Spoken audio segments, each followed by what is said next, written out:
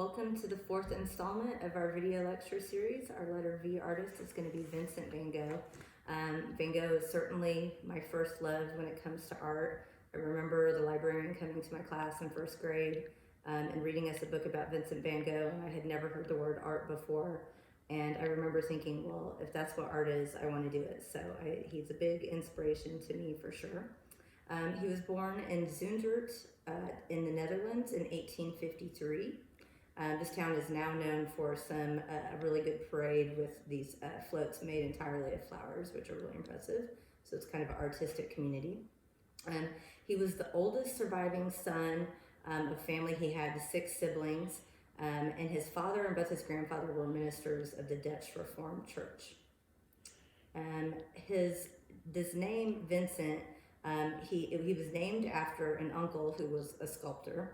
And actually his first brother was stillborn, died in childbirth, was named Vincent van Gogh. So he's kind of also named after this brother. And eventually would even have a nephew named Vincent van Gogh. So the name went through the family. His interest in art was apparent at a very young age. He was certainly encouraged by his mother and also by his brother Theo, who I believe is pictured right there. So his parents, kind of in his early teens, sent him to a boarding school, and he was very unhappy. He felt kind of entirely abandoned by his family, and he begged to come home. And his parents didn't really agree to that, but they did decide to transfer him to a different school. He was still unhappy at the school and not very successful in any schools that he attended. He was never, particularly inspired by any of his art teachers. When people asked him about his childhood, he would just kind of describe it as very cold and sterile. At the age of 20, he did get a job from this uncle that he was named after. His uncle's nickname was Cent, but that was just short for Vincent. But he got him a job as an art dealership. So being an art dealer was definitely a tradition for his family. 3 of his brothers would go on to become art dealers, especially his brother Theo. So he was immersed in art his whole life. He was exposed to other artists and their ideas, from this age on and forward. Through the dealership, he would kind of get transferred to different galleries and different locations throughout Europe. And he was first transferred to London.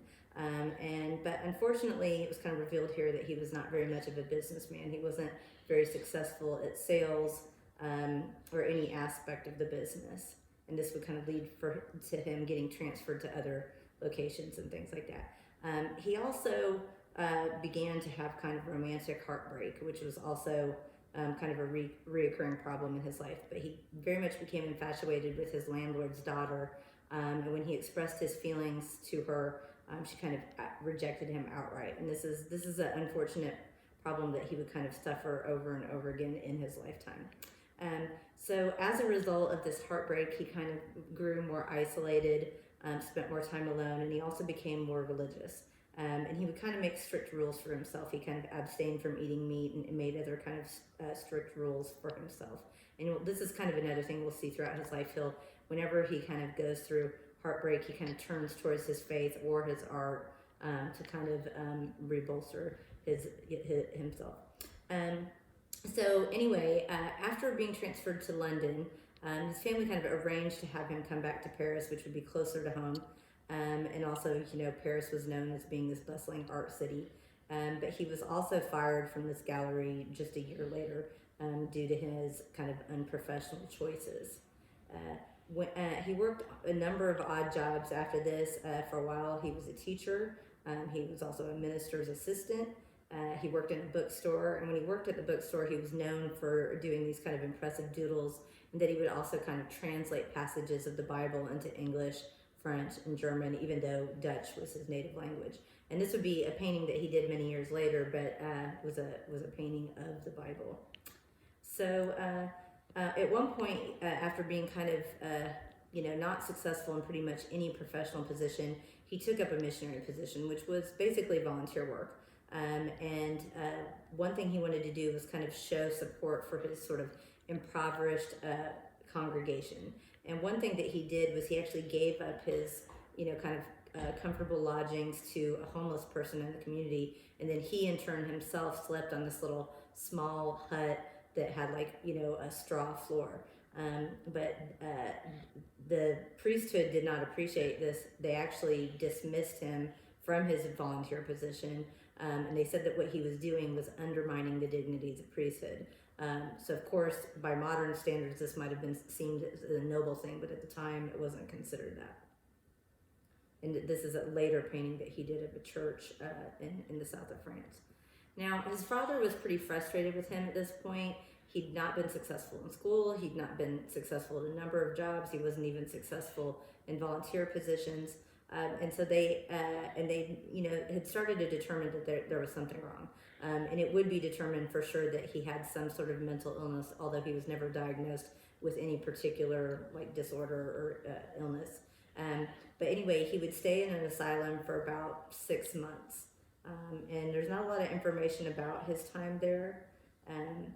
But this would not be his only experience in an asylum. So when he returned home, his younger brother Theo, who was his closest relative, it really encouraged him to pursue art professionally. So Theo is a successful art dealer like his other brothers at the time, but he really is kind of wanting to take Vincent under his wing. And even though Vincent's the older brother, Theo kind of acted like the older brother and took care of him. So Theo supported him financially. Really, Vincent would never hold a job from this point forward in his life again. And Theo really supported him financially, emotionally, introduced him to other artists, tried to display his artwork and things like that. And the two of them were very, very close. They had a very impressive letter writing relationship. They kept correspondence throughout their lives, and they wrote very detailed letters to each other. And because of this is why we have such a wealth of information about Vincent's life. There's very few artists that we know this much about, and really it's mainly because he told his brother everything, and his brother wrote him back frequently and asked him lots of questions, and his brother saved every letter that he ever wrote him.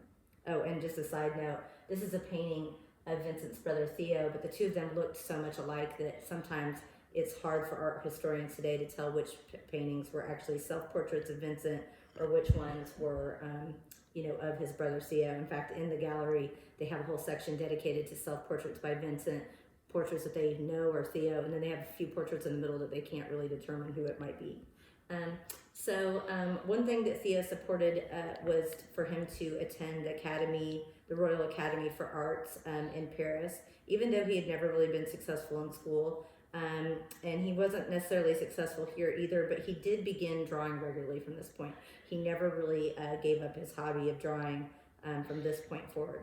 But one of the problems that he had at school was that he had an argument with his teacher. And again, this was not the first time he would do this. But his teacher, like many teachers of the time, encouraged formal training, and that meant that they encouraged people to make exact replicas of pre-existing masterpieces.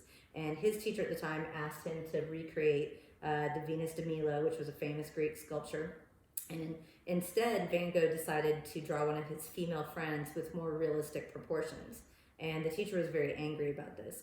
In fact, when the teacher saw the drawing, the teacher made marks on his paper, and he made them so hard that it actually tore the paper. And Van Gogh felt that the teacher knew nothing about women's bodies. In fact, he said a woman must have hips, buttocks, and a pelvis in which she can carry a baby. And he was actually expelled for making this outburst. But of course, Vincent was really, ahead of his time. Now, of course, we want to encourage more realistic proportions instead of these idealized proportions that the Greeks tried to hold, standard that Greeks tried to hold women to. I apologize, I've got to take a sip. So, Vincent really preferred to draw everyday people off the street. He drew his neighbors, he drew people that he saw in restaurants. This was a postal worker, that was a woman that worked in a restaurant that he frequented. And lots of times he practiced drawing these people on the letters that he was writing to Theo. And these are some images, just a couple examples of just how beautiful his letters to Theo were. There was another room, just dedicated to the letters in the museum. And not only were the letters super meaningful and poetic and detailed, They had these just, beautiful doodles on the side, on the back, on the front, sometimes even paintings. And a lot of the inspirational quotes that people attribute to Van Gogh actually come from these letters that he wrote to Theo. Some of my favorites are, what is done in love is done well. Another thing he said is, art is to console those who are broken by life. And he said, I feel that there is nothing more truly artistic than to love people. Those are a couple of my favorites. So, again, he was going to suffer heartbreak. He fell in love with another woman. This woman happened to be a widow. He became friends with her after her husband passed away. But when he expressed his love to her, she responded, no, nay, never, in Dutch, and really refused to ever see him again. So, not sure exactly what was happening, but every time he expressed himself to a woman, he got rejected, very harshly. And certainly this was very painful for him. One thing in particular that he did after, when he was trying to express his love for this woman, he actually went to her doorstep and tried to kind of force a visit, tried to force the family to have her come out and speak to him. He held a candle and held his hand over the candle, and he was trying to show how much he cared for her this way,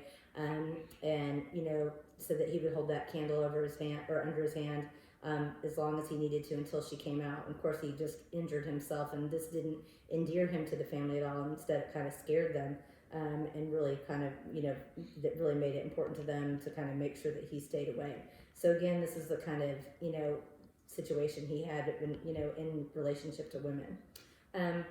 But fortunately, every time he suffered heartbreak, he would kind of turn to art or turn to his faith again. And at this point, he kind of turned to watercolors. This is a new paint that had just been invented at the time. It allowed people to go outside and paint outdoors.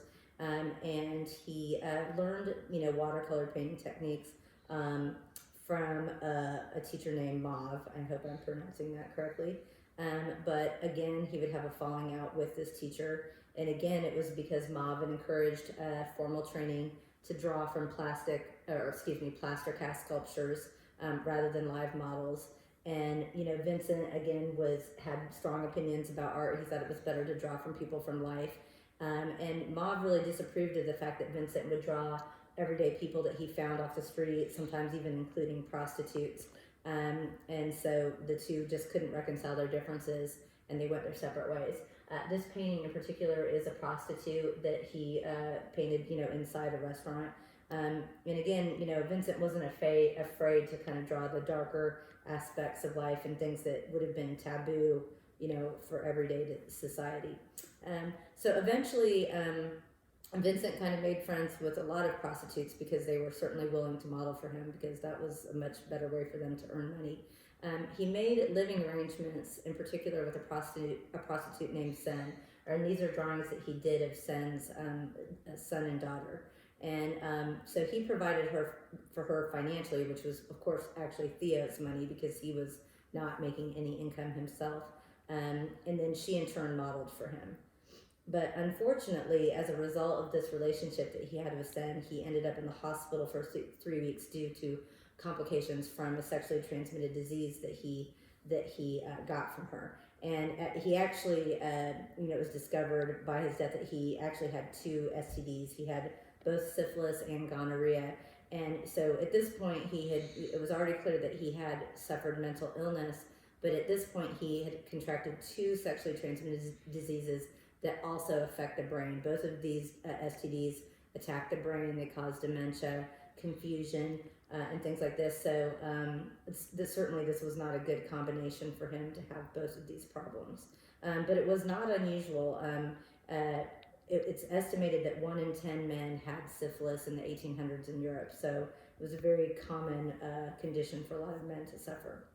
Now, after he spent 3 weeks in the hospital, his family begged him to leave Sen. They did not think this was a good situation for him, and encouraged him to pursue his art. And I think he was scared enough from that experience that he did decide to leave her and move. And after this, bout in the hospital is when he began painting with bright colors. So prior to this, even though there's a few bright colored paintings sprinkled throughout the PowerPoint, he really had never done any bright paintings. All of his paintings had been earth tones and very dark and somewhat depressing looking. But this is when he began to experiment with bright colors. He started working with oil paints. He put the paint on very thickly. Lots of times he used a palette knife instead of a paintbrush to apply thick layers of paint. And this was really unusual. No one had done that before. One of the great things about oil is that it spreads very thin and that you can blend the colors together well. And he wasn't using oil in the way that it was intended for. The other thing about this is that oil paint takes like about a year to dry unless you add certain chemicals to it. So this was really a very impractical thing. I mean, if his brother was trying to store his paintings, he couldn't let them touch for a whole year. He wouldn't be able to put them in other galleries or display them. And also, oil paint was incredibly expensive, and he wasn't making any money. So he was really kind of using up Theo's money very quickly by applying the paint this way.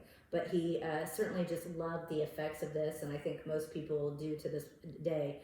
Many people still kind of attempt to recreate the thickness and the texture of his paintings and the very kind of exposed painterly brush marks that he created at the time. And from this point forward is when most people agreed that all of his masterpieces were painted. Really in the last 3 years of his life, is when all the works that we sort of see in books and that are recreated in posters were made from this period forward. So just in this decade alone, he made 2,100 paintings, and 860 of them occurred in the last 2 to 3 years of his life. So I suspect that after his experience at the hospital, that he maybe knew that his health was not very good, and that he was sort of painting as if this was the end of his life. And he, because he was just so productive, and it was so different than the earlier periods in his life. So he did lots of paintings. He did many, many portraits. These were people that he found off the street. Lots of people in different costumes, different classes, things like that. He did all sorts of self-portraits. Sometimes he didn't have anyone to paint, so he would paint himself. He did lots of landscapes, particularly when he moved to Arles, which was a town in southern France. Had lots of beautiful orchards and farmland and things for him to paint. And like I said, orchards were a recurring thing. He loved to catch the blossoms in early spring. And then also he was known for painting cypress trees. And this image right here might look a little bit familiar to you. Starry Night, his most famous painting, is a painting of that same tree in that same field, but he's standing on the other side of it, and it's in broad daylight, so that's why it looks a little bit different. He was also known for his floral arrangements, and some of his early floral arrangements were very realistic. Didn't necessarily look that different than other artists, but they would quickly acquire his own personal style, or the paint is put on very thickly. You can see textures. He's using a palette knife. It's been more abstracted and things like that. And there's just many, many florals, still lifes that he did. Now, this is what his work had looked like prior to this. So he had worked with oil paint a little bit, but usually they were very dark colors. It was earth tones. He was certainly trying to illustrate the hardships of the poor. And so there's more paintings that actually resemble this than the bright colored ones that we kind of associate with him. But he was probably encouraged mostly by his brother Theo, because Theo was, kind of exposed to all the new art trends, impressionist painting, abstract expressionist painters. And he would tell Vincent what work was selling and what people really were enjoying, and what some of the new trends were. And so I think that Vincent was inspired by those. So these two paintings on the left here are both Monet's. They're impressionist paintings. This is a Georges Seurat painting. This was a pointless painting, lots of little tiny dots. Took him like a year to do it. And then this is another painting by I believe Auguste Renoir. All examples of impressionist painting. And some of the styles at the time were to go outside. Again, watercolors and changes in paint were allowing people to paint outside. But he was also inspired by some abstract expressionists. And Paul Gauguin is one of those examples. And Paul Gauguin was someone that he would end up actually working with. His work was known for being kind of emotional, and the color sort of evoking, the emotion. Just on a side note, he is one of the first European artists to ever feature people of color, brown people, in his paintings, more exotic subject matter, and that was really unheard of before him. And then another artist that would have been a contemporary was Toulouse-Lautrec. Toulouse-Lautrec would paint like the interior bar scenes and can-can dancers in Paris and things like this. And prior to that, that would have been seen as sort of a taboo subject matter. But this would have appealed to Van Gogh because he really liked that everyday subject matter, and he wasn't afraid to kind of capture the kind of darker aspects of life.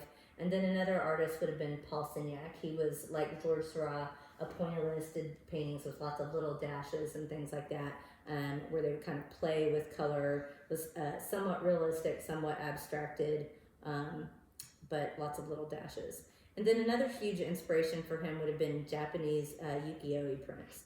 And you guys probably heard of Yu-Gi-Oh when you were little. That word was inspired from ukiyo-e prints. So this was, the mid 1800s in Europe was the first time that Asian art had arrived to Europe. So it's the first time Europeans were seeing what art from the East looked like, and they were certainly inspired by it. And Van Gogh was no different. So this portrait that he did at, I'm not sure who the portrait of is of, but all of the images in the background are Japanese prints that he had collected and that he had wallpapered to his studio. So it was clear that he was a huge fan of these Japanese prints, and all of the images that I have up here are images that he recreated of other Japanese prints. And the Japanese prints, the ukiyo-e prints, were supposed to capture everyday life, just scenes outdoor, performers, people kind of relaxing and having a good time. So this would have appealed to him as well. And now, eventually, all of these paintings that he did from this period, these colorful paintings, would eventually have lots of critical acclaim, and they would sell for lots and lots of money. But there's only evidence that he actually sold one painting in his lifetime. So obviously that was not enough to make a profit off of. He was mostly poor. He did not eat well. Theo was the one, making sure that he had enough food and that he had places to stay. But he would become sick from not eating well. Sometimes he also drank and smoked a lot. And anyway, when he was forced to make a choice, he would certainly spend more money on paint and on models than he would on food. So that just kind of shows where his passions were. So unfortunately, he had gotten so sick from his mental illness, from poverty, from the excessive drinking, that he decided to move to the south of France to a town called Arles. And his intention was to try to start an artist community there. He wanted to start an artist colony with Paul Gauguin. He invited him to move down there, and actually Paul Gauguin agreed. And his creativity would definitely blossom here. This is where he was the most productive, where he made the most kind of pleasant, colorful paintings, did the most diverse subject matter. And anyway, the images that people kind of love today. So this sunflower painting, both of these sunflower paintings were two of his most famous pieces. A lot of people said that he would actually just find flowers that people had thrown out.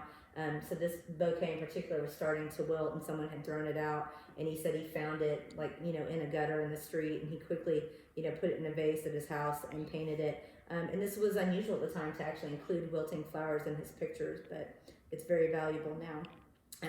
He did work side by side with Gauguin, so they both painted chairs. Sometimes they would kind of give each other kind of drawing or painting prompts and do them. So he did lots of interiors. This was his bedroom in Arles. This is one of his more famous paintings, and you can see some of his portraits hanging on the wall. This is also where he would begin to do his Starry Night paintings. There were a number of paintings called Starry Night. This one was Starry Night over the Rhone, which was a river that ran there. He also did Cafe Terrace at night. And he was known for painting long hours into the day and then long hours into the night. Sometimes he even suffered sunstroke or heat stroke from being in the sun so long. And he was known also for actually putting burning candles in his straw hat at night if it had started to go dark while he was working and he didn't want to stop working. And you can imagine this was rather dangerous to have hot dripping wax, in his hat as he's painting. This definitely gave him a reputation of being a madman. But then again showed his passion. And again, this is the period in his life where he's doing, almost 1 to 3 paintings a day. So Van Gogh's relationship with most people, usually went south. And even though he, for a short time, was able to work with Paul Gauguin, their relationship was kind of short-lived. They had a kind of a big fight. It turns out that both Van Gogh and Paul Gauguin were seeing the same prostitute. They both had a studio in this yellow building in Arles, and Van Gogh had a psychotic episode. At first, he went after Paul Gauguin with a knife, and was maybe going to make an attempt to stab him, but eventually he turned the knife on himself and cut off his own ear. And it's not exactly clear why he decided to do that, but he actually packaged his ear up in paper and then delivered it to the prostitute that they had both been seeing. And so this was certainly traumatic for him and everyone that witnessed it. And this is a meme that's been going around during the COVID quarantine. And of course, the joke is that Van Gogh's face mask won't stay on because he doesn't have an ear on the other side. So after this incident, many members in the community in Arles were, kind of afraid of him, afraid that he was going to have another episode.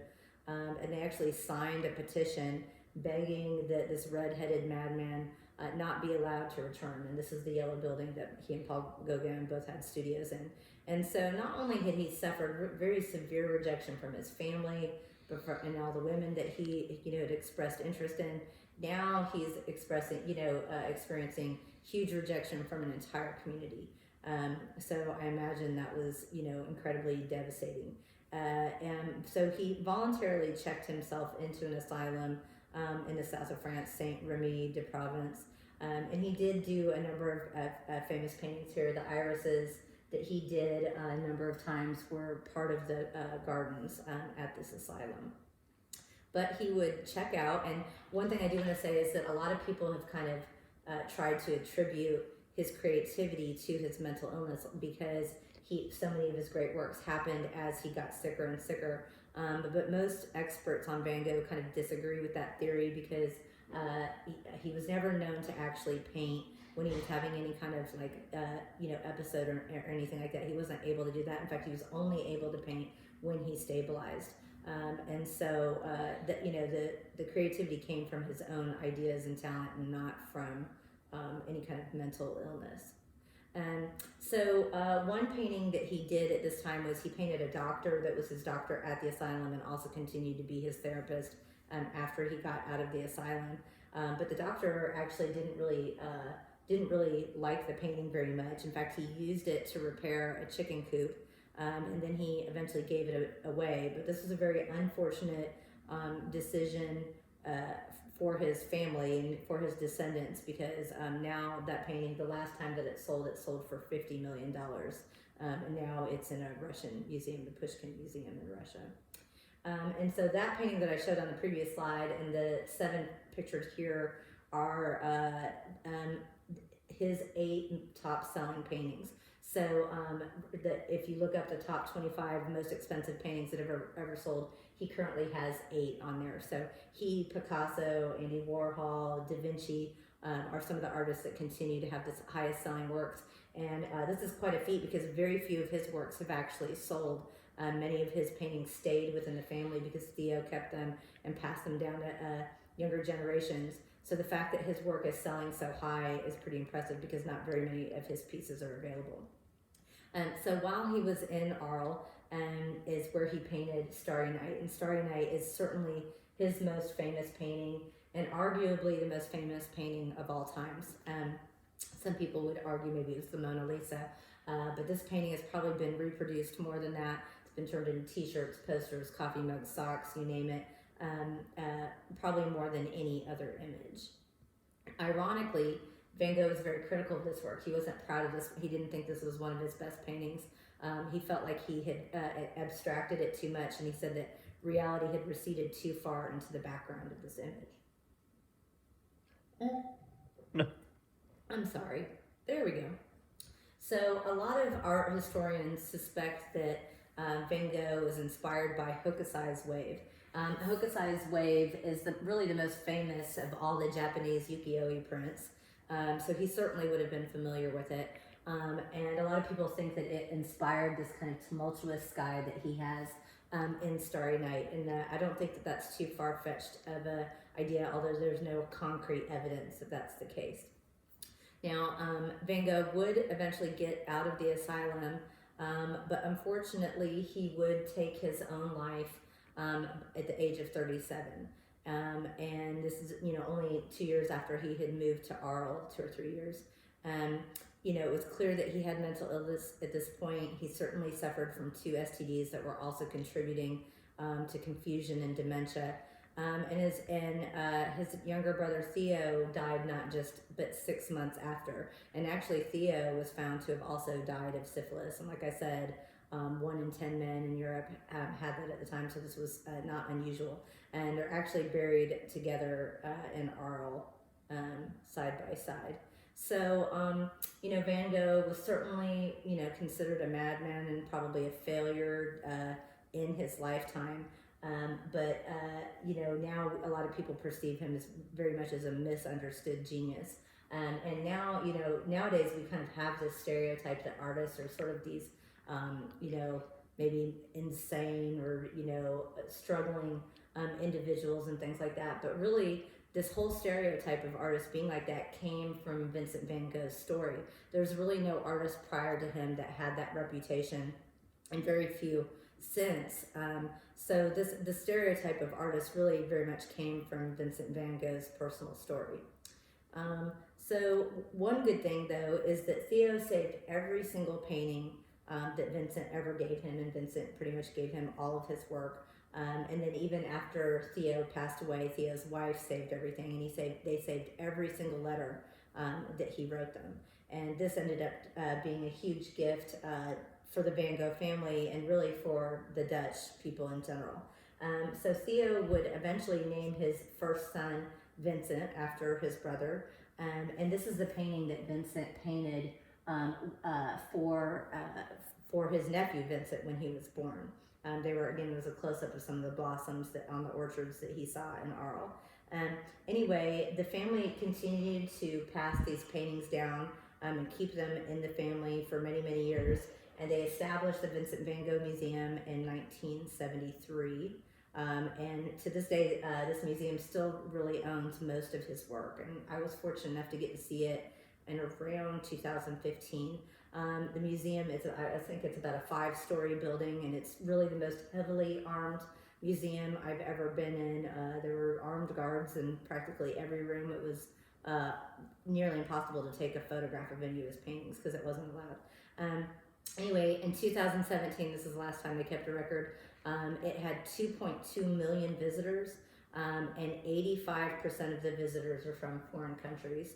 So this is really impressive for a museum.